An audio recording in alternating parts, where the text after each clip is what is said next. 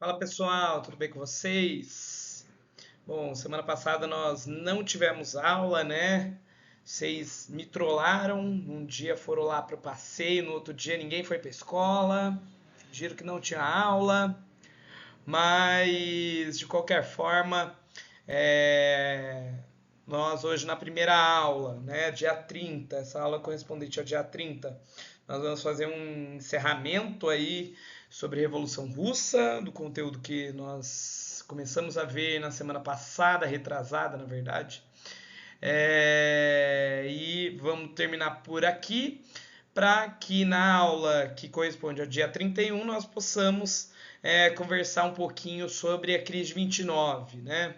Então, Revolução Russa, crise de 29, a sessão do nazifascismo em Era Vargas, tudo está contemplado aí no conteúdo do período entre guerras, né? Então, o período que vai desde 1918 até 1939, começo da Segunda Guerra Mundial.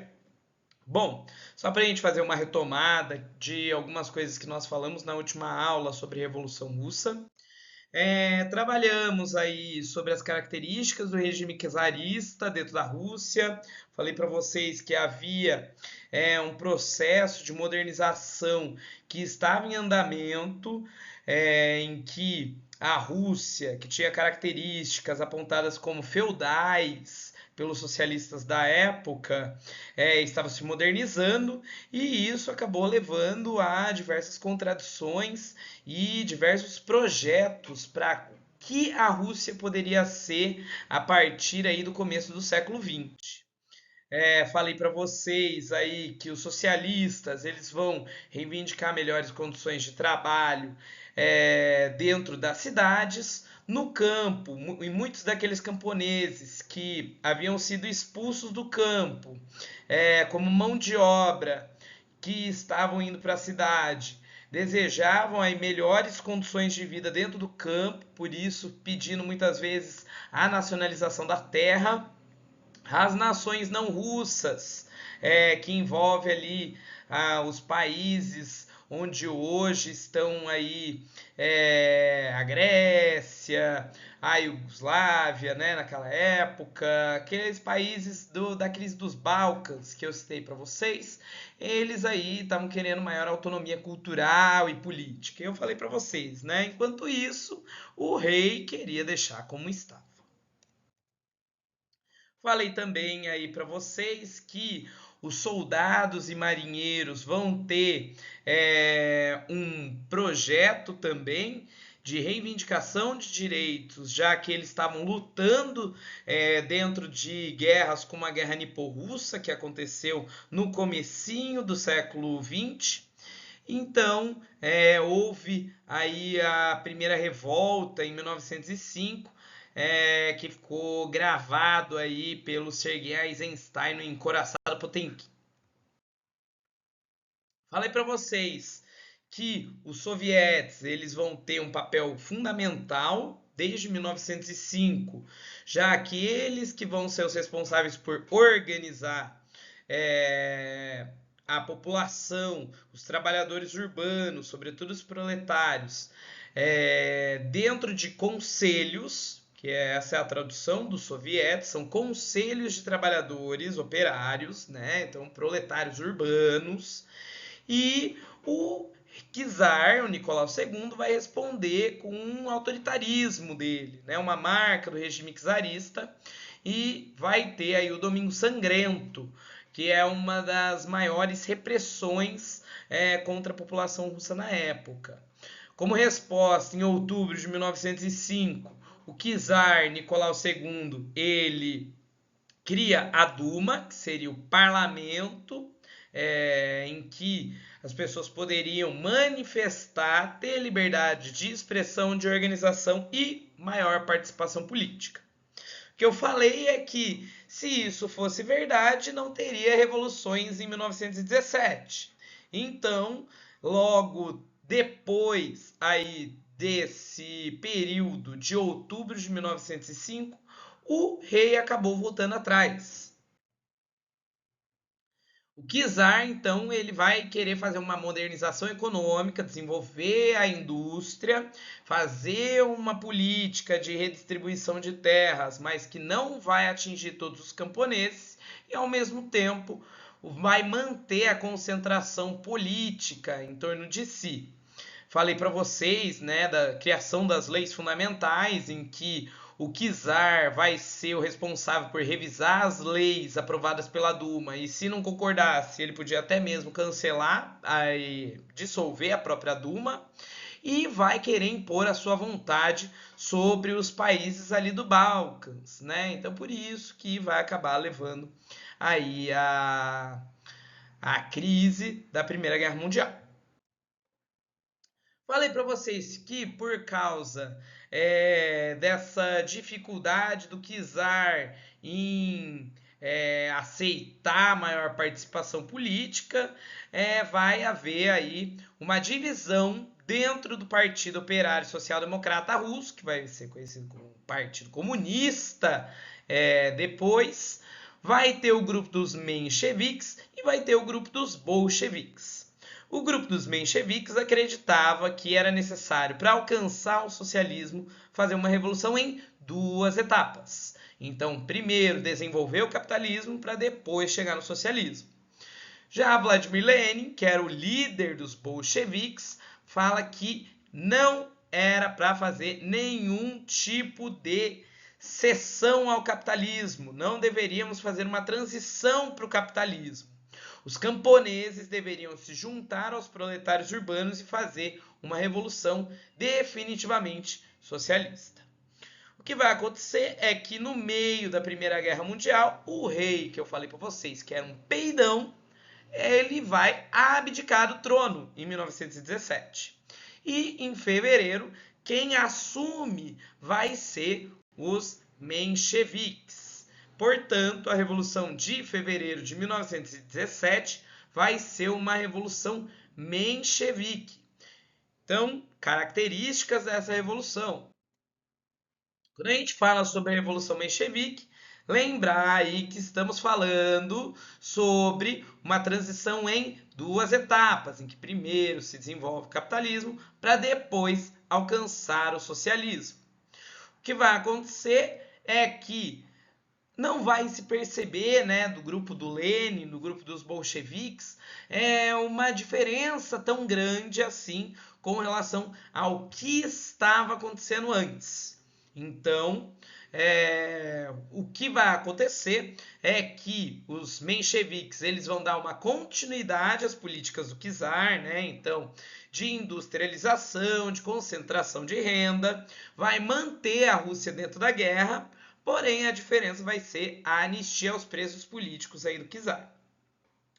Vladimir Lenin ficou puto com isso, né? Então, o que ele vai fazer? Ele vai justamente criar aí as teses de Abril.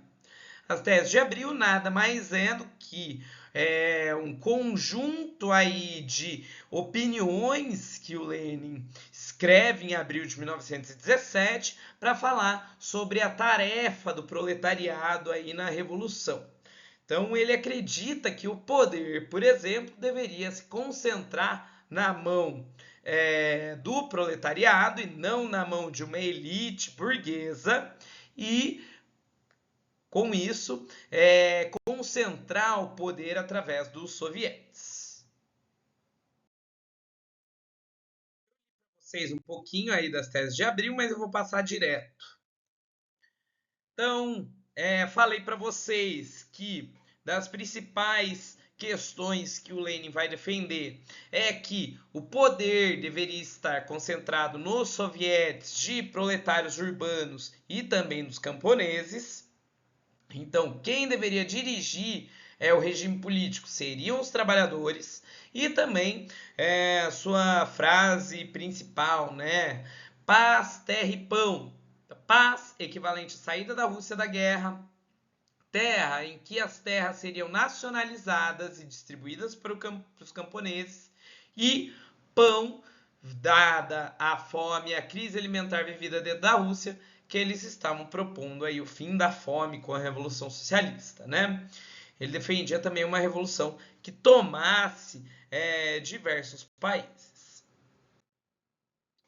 O que vai acontecer é que entre julho e outubro de 1917 vai haver aí um movimento de restauração do poder do czar. O czar ele vai tentar dar um golpe para voltar ao poder e com isso o Leon Trotsky ele acaba juntando-se com os bolcheviques aí e levando aos sovietes e falando para eles, olha, se a gente não fizer uma revolução socialista agora, a gente vai perder a oportunidade da nossa vida. Com isso, ele cria um exército paralelo chamado Guarda Vermelha, que seria o responsável aí por fazer a luta armada, responsável então por instituir o socialismo dentro da Rússia. E em outubro de 1917, eles conseguem fazer então a Revolução de Outubro. Então, a Revolução de Outubro vai ser liderada pelos bolcheviques. Lembrando, fevereiro, 2 etapas, Revolução Bolchevique em uma única etapa. Características, então, aí da Revolução de Outubro vai ser justamente a estatização da economia. A economia ela deveria ser controlada pelo Estado. E o Estado, em uma ditadura do proletariado, seria o responsável por acabar com as desigualdades dentro da Rússia. Como que eles fariam isso? Seguindo as teses de Abril do Leme. Então, lembrando aí, né? Todo o poder aos sovietes. É a primeira. Todos os decretos aprovados pelo governo seriam passados aí pelos sovietes, seriam discutidos nos sovietes. Então, o poder estaria concentrado na mão dessa camada popular, né? A política estaria na mão dos trabalhadores. Então, paz. O que vai acontecer? A Rússia anuncia sua saída na guerra através do Tratado de Brest-Litovsk, que na verdade foi um armistício, né? Então é uma rendição em armas. Ninguém ataca a Rússia também não ataca ninguém. A partir disso, também, terceira tese lá, terra, né? Todas as terras seriam propriedade do Estado, né? Haveria um confisco de terras, tanto da igreja quanto da nobreza. As fábricas também seriam confiscadas e seriam controladas pelos sovietes e os prédios públicos também. O que vai acontecer é que no final de 1917 era necessário reorganizar aí a Rússia pós-revolução. E eles vão convocar uma Assembleia Nacional Constituinte. Quais são as marcas dessa Assembleia Nacional Constituinte? A maioria vai ser de mencheviques e de liberais. E aí já deu merda. Vocês já podem perceber, né, que a Revolução de Outubro, liderada pelos bolcheviques, aqui vai ter uma oposição construindo a lei do país, dos mencheviques e liberais. E isso vai acabar criando uma tensão entre os grupos políticos. Isso acumulado com uma dificuldade de abastecimento das cidades, então uma continuidade da crise alimentar e da perseguição aí a camponeses acusados de conspiração, vai haver o início a uma guerra civil. Uma guerra civil que vai acabar apenas em 1922. Quais são os grupos aí envolvidos então nessa guerra civil? De um lado, vai ter o Exército Branco, que é marcado por czaristas, por uma oposição menchevique e também por tropas estrangeiras que não estavam nem aí querendo que o socialismo se difundisse pelo mundo. Do outro lado, o Exército Vermelho, marcado aí pelos bolcheviques, pelos sovietes, tanto urbanos quanto camponeses, e os socialistas aí internacionais, né? Então vai haver um chamamento de pessoas que lutaram e que lutavam pelo socialismo internacionalmente, lutando lá dentro da União Soviética para manter a Revolução de Outubro. Durante a Guerra Civil, vai ter uma marca, o comunismo de guerra, que é uma oposição ao tal comunismo que o Marx defende. O Marx ele defendia que o socialismo e o comunismo deveria ser uma redistribuição das riquezas. Porém, o comunismo de guerra é uma marca aí, de períodos de carência. Então, o que eles fazem? Eles vão ter que começar a construir cozinhas comunitárias, vão ter aí que investir muito no trabalho para que houvesse uma industrialização rápida e uma compensação do atraso e da destruição da guerra, tanto da Primeira Guerra quanto agora da Guerra Civil, com relação à crise alimentar, que era uma questão que estava levando à morte de diversas pessoas. O que vai acontecer é que no meio do caminho, anarquistas também resolvem propor um projeto político, fazer uma revolução, que é a chamada de Revolução Esquecida, já que em 1921 os anarquistas questionam a burguesia e o Partido Comunista, dizem que os sovietes não garantem a auto-organização e que por isso eles deveriam fazer uma revolução anarquista, que não dá certo porque há uma repressão por parte do Exército Vermelho sobre esses anarquistas e a revolução vai ter um caráter bolchevique a partir daqui.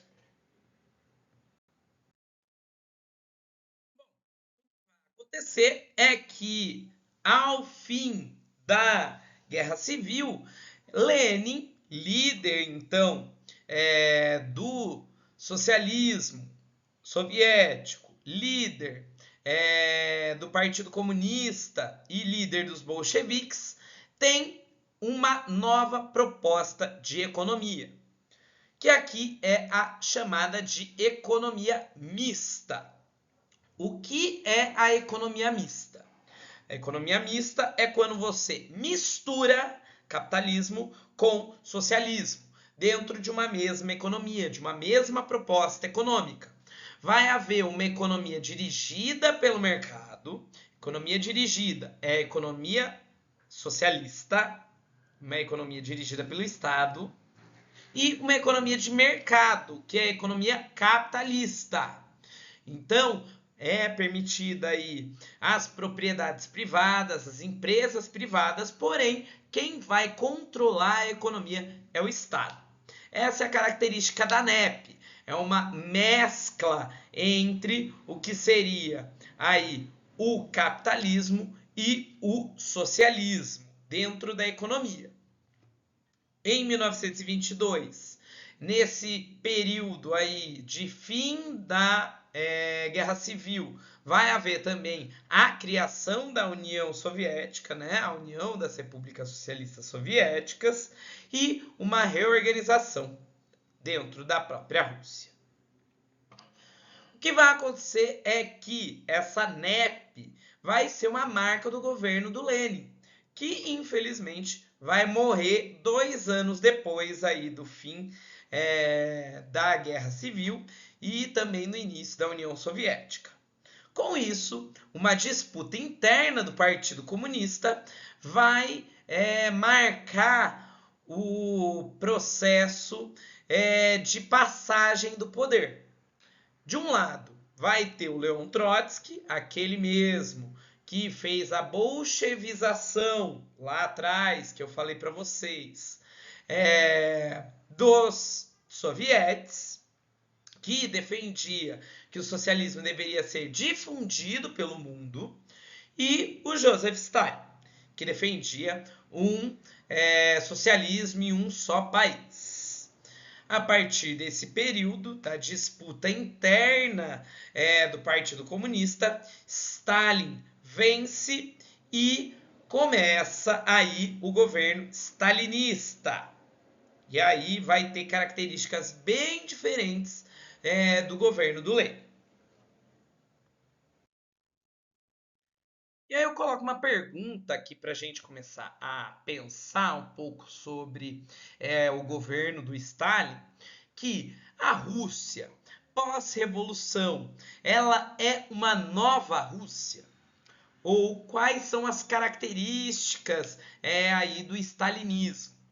Porque quando a gente trabalha com o stalinismo, existem alguns autores, como Hannah Arendt, que apontam o governo stalinista como um governo totalitário, uma vez que existe um regime de partido único, uma concentração do poder político na figura de um líder carismático, vai haver aí também uma desmobilização social das classes trabalhadoras e também vai haver aí uma repressão e uma perseguição política muito grande.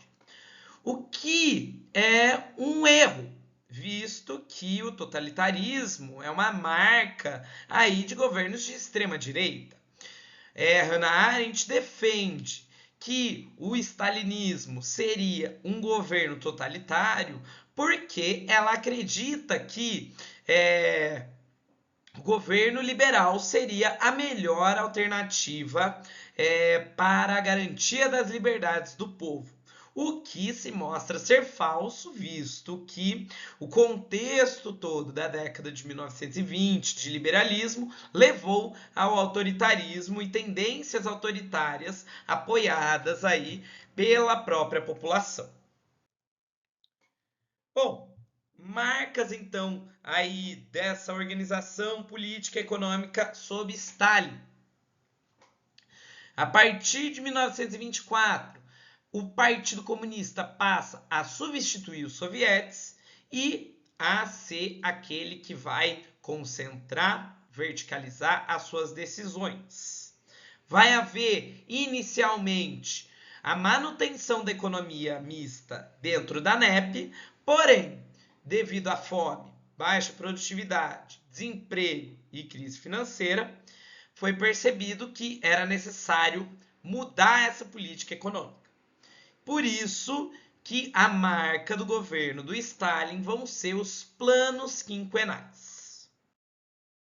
Então, uma marca do regime stalinista são os planos quinquenais. O que são os planos quinquenais? É quando o Estado vai ser o responsável por dirigir a economia. Então, no que a gente chama de economia planificada. Então, sempre que houver economia planificada, é a economia socialista. No caso, a economia capitalista é a economia de mercado, né? Então, é aquela economia liberal em que o próprio mercado vai se autorregular. Chama-se planos quinquenais porque são feitos a cada 5 anos. Marcas aí dos planos quinquenais vai ser justamente a coletivização da agricultura. Então, não vai ter mais burguesia agrária, não vai haver mais concentração de terra na mão de uma pequena elite. Vão se criar aí fazendas coletivas, chamadas de kolkhoze, e fazendas de Estado, chamadas de sovkhóze. E também as indústrias seriam aí focadas nas indústrias de base. A indústria de base, só para lembrar, são indústrias focadas aí na transformação da matéria-prima, como por exemplo, né, a indústria siderúrgica, focado aí na questão da construção e do ferro.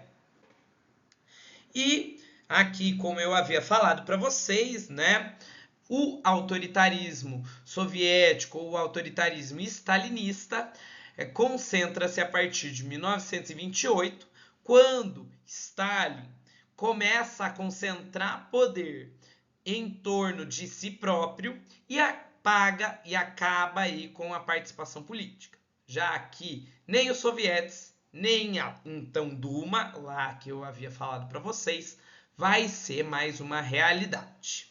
Aqui, né, marcas que eu acabei de falar para vocês também, stalinismo vai ser um regime de partido único, Partido Comunista.